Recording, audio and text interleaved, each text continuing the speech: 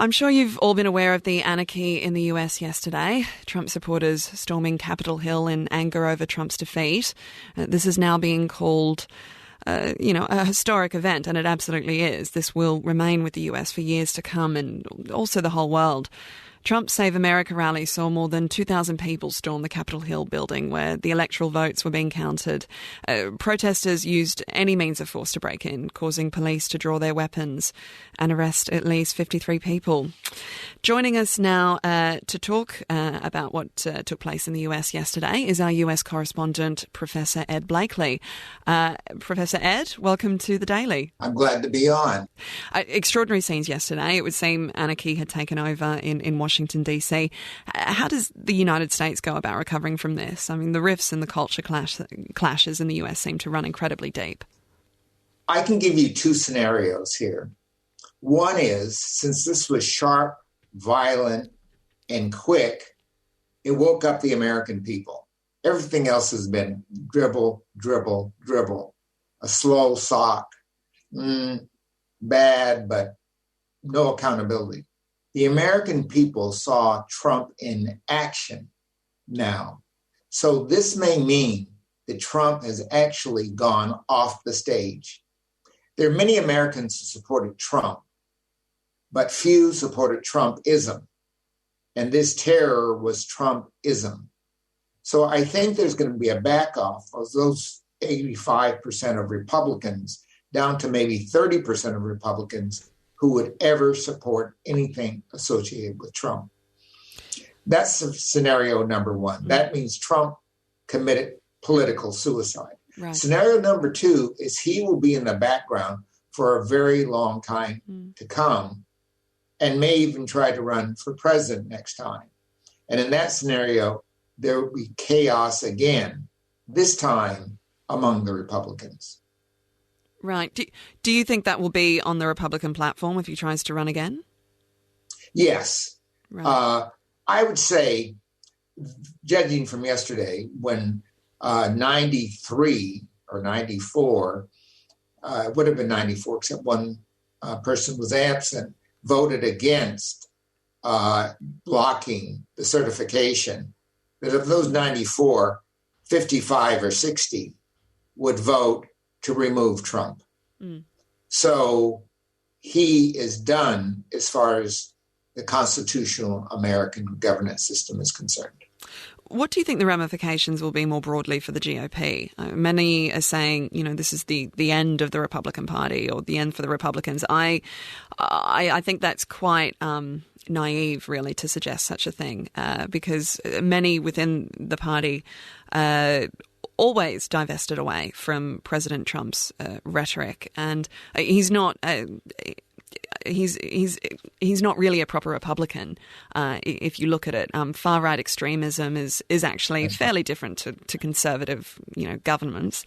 What do you think the future will be for that party? Well, I think this is not the party. This is Trump, and the people who are followers of Trump may continue to follow him. But I think the party is going to take a very different course. The party is basically the suburb party, and the suburbs have to be recaptured because they have the money, they have the skills, they have the potential candidates. So if Trump runs candidates, he can't run them in the suburbs. They will be losers. But the Democrats can run candidates, and if there's a division, that means the Democrat wins.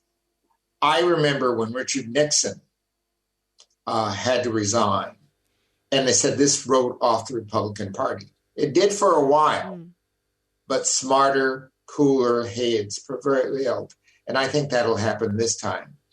Well, the big difference this time is you served in Richard Nixon's administration. I did. I served with the president. I served right up to Watergate. Right. By luck, something in my gut told me there's something wrong here. I resigned, as many people are doing now, just before the stuff hit the fan. But I was there through it all and saw the United States act as it should, where the Senate acted as it should. Republican senators held a Republican president accountable.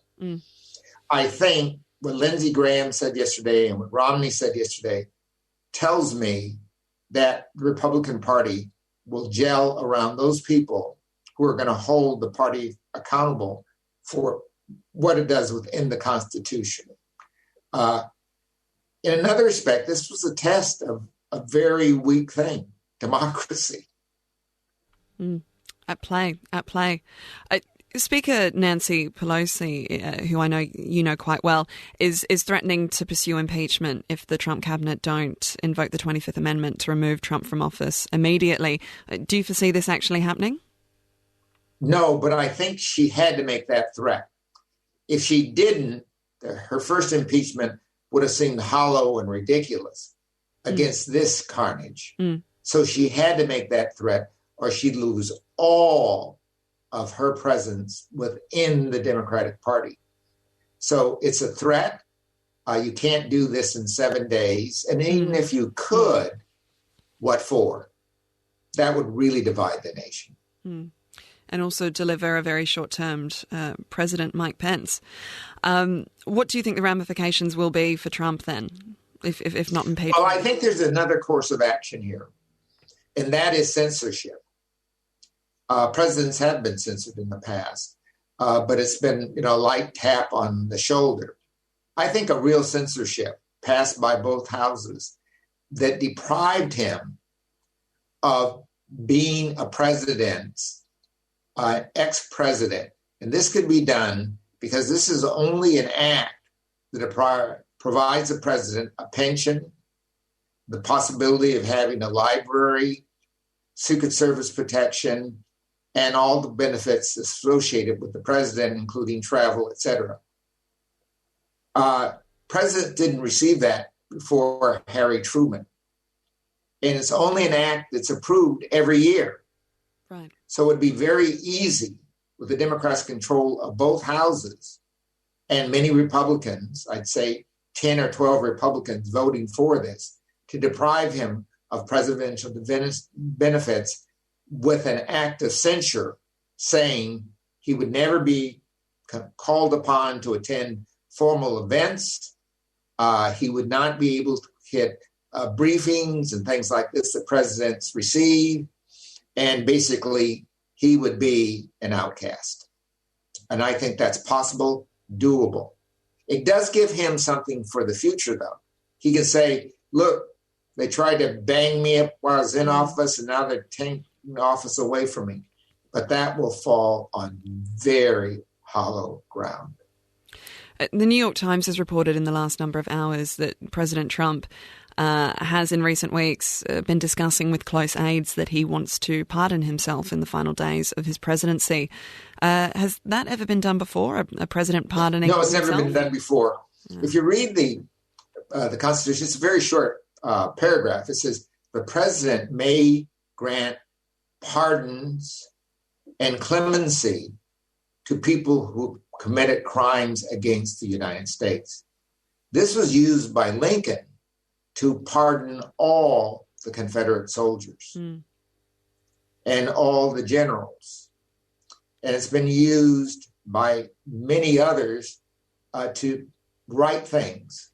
It has never been used for self. In the arguments of the great legal scholars is that if the intention was for the president to give things to himself, the founders of the Constitution wrote and read and understood English better than anybody now. They would have said so. It says to grant. To grant means to give. It does not mean to bestow. So most legal scholars say if he does it, it won't mean anything. Moreover, if he does it to cover up a crime, even if he could grant it, he cannot grant it in those circumstances. And the possibility is he could be charged for insurrection here, and to cover that crime up by a pardon would be ridiculous, because it would mean any president could lead the people against the government. Look, I want to turn to some more positive stuff and more positive developments, I guess, that have happened over in the States with the Georgia Senate runoffs. So obviously Jon Ossoff beat David Perdue, and then even more astoundingly, Reverend Raphael Warnock also took the other Senate seat that was up for grabs, making him the first black senator that Georgia has ever had. What does this mean to you? And the first Jew. The first Jew is... Well, there you go. So, boy, that's really going some distance in the South. I mean, especially Georgia. I mean, you and I were together on Election Day, and when we were looking at the results come in, I mean, I don't think anybody really expected Georgia to go the way that it did. They haven't gone blue since Bill Clinton won in 92, and before that it was Jimmy Carter in 77. So it's been a long time. Pardon? They were Southerners. Yeah. Yeah, well, yeah, I mean, that does help. You're right. That does help. But, so really extraordinary. You can really see the demographics in Georgia changing. What do you think that's down to? Well, I think there are three things here. One is Georgia's done a relatively good job of importing talent. Georgia has one of the best economic development programs in the nation. And I still sit as an advisor on the Atlanta Economic Development Forum that attracts business and builds a kind of intellectual infrastructure that makes intelligent people think, I could live here and stay here. They have the weather, they have a great airport, they have almost everything. So they didn't know when they started importing these people, they were importing their own revolution. And the people who've come from New York and even California, some of my own relatives, I've been to Georgia Tech a couple times and lectured there. And I find it, in that little bubble I was in, just like being in California. That bubble's just gotten bigger. It's gotten bigger for two reasons. One, Georgia is a very excellent place to do business. The tax laws there and those kinds of things are good. And Georgia is actually taking civil rights fairly seriously. So they're members of the state legislature and so on. And Stacey Abrams, remember, was the Speaker of the House. Extraordinary, yeah. The work that she's done, I think, there's a lot of the responsibility actually lies with her. She made the difference. Yeah. She really took advantage of what she saw. And that was, if you move the barriers to voting and we all vote, we can make a big difference. The other factor here, and we saw this, these are people voting against Trump a second time. We saw it the first time in the election. The people in Georgia weren't voting for the Democrats. They might have been voting because Biden's a nice guy, but they're definitely voting against Trump. So I think Georgia's reached an interesting point where the Democratic Party, led by the Ossoffs and Warnocks and Stacey Abrams, can take the state. That being said, similar things happen in Arizona. It's already happened in Colorado, New Mexico, Texas. Texas is getting very close, isn't it? I mean, if you look at the results there. Yeah. And I think with the new Voting Rights Act, the Lewis Act, which will be coming up shortly, the kind of stunts they pulled in Texas, like having one voting booth per county, are done. If they want to have a commission on voting, we're going to have more black voters than we had before. I can see motor voter like California coming. Yeah. You can't have a driver's license without being registered to vote. You'd have to say, I don't want to register in California. Well, it sounds like very exciting times in the States because, I mean, after all these years of voter suppression, which is just has been a problem for many, many years, it looks like it's on the way out. Look, just lastly, it's just broken in the last few moments. Donald Trump has released a video on Twitter, so they've obviously taken his account off suspension, saying that tempers must be cooled and calm restored. He said he would work towards a smooth, orderly transition of power and thanked his supporters. But he also added, our incredible journey is only just beginning. Any final thoughts on that, Ed? Like I said in the beginning, this could be his last chapter. The question is, how much more damage can he do? And I think the pardon power is a place where he can do it. So let's look to a change in government, a change in tone, and a lot of anti-Trumpism as the next wave of political culture. Ed Blakely, thanks so much for joining us on The Daily this morning, and Happy New Year. Thank you. That was Professor Ed Blakely speaking to us about the chaos that took place in the US yesterday.